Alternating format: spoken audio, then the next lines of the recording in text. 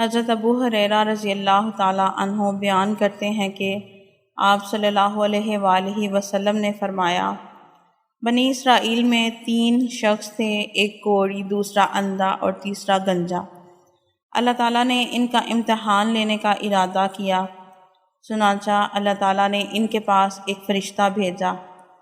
فرشتہ پہلے کوڑی کے پاس آیا اور اس سے پوچھا کہ تمہیں سب سے زیادہ کیا چیز پسند ہے؟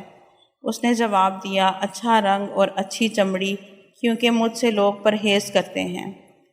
فرشتے نے اس پر اپنا ہاتھ پھیرا تو اس کی بیماری دور ہو گئی اور اس کا رنگ بھی خوبصورت ہو گیا اور چمڑی بھی اچھی ہو گئی۔ فرشتے نے پوچھا، کس طرح کا مال تم زیادہ پسند کرو گے؟ اس نے کہا، اونٹ۔ چنانچہ اسے حاملہ اونٹنی دی گئی اور کہا گیا کہ اللہ تعالیٰ تمہیں اس میں برکت دے۔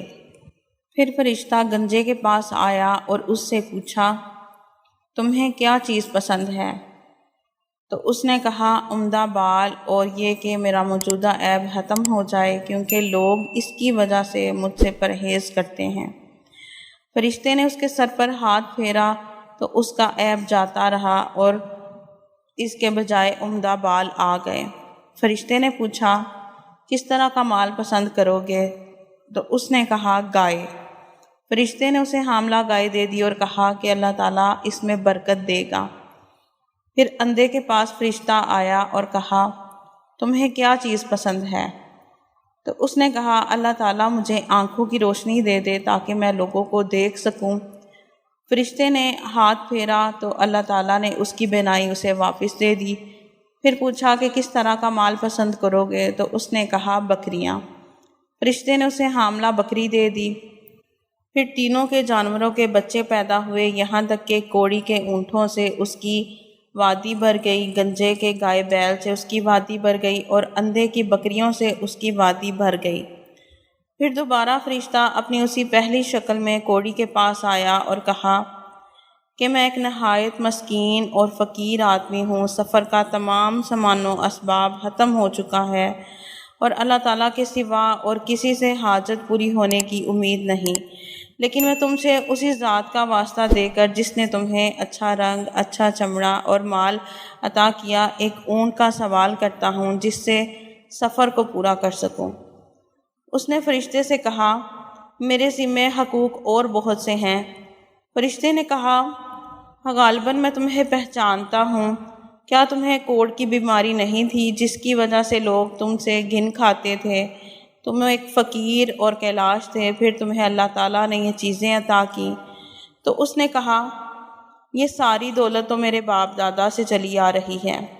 فرشتے نے کہا، اگر تم جھوٹے ہو تو اللہ تعالیٰ تمہیں اپنی پہلی حالت میں لوٹا دے۔ پھر فرشتہ گنجے کے پاس اپنی اسی پہلی صورت میں آیا اور اس سے بھی وہی درخواست کی اور اس نے بھی وہی کوڑی والا جواب دیا۔ فرشتے نے کہا، اگر تم جھوٹے ہو تو اللہ تعالیٰ تمہیں اپنی پہلی حالت پر لوٹا دے۔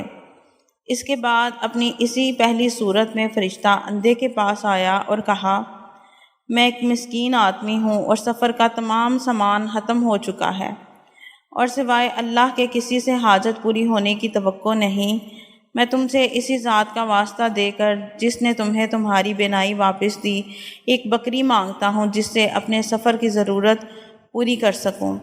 اندھے نے جواب دیا، واقعی میں اندھا تھا اور اللہ تعالیٰ نے مجھے اپنے فضل سے بینائی عطا فرمائی، اور واقعی میں فقیر و محتاج تھا اور اللہ تعالیٰ نے مجھے مالدار بنایا۔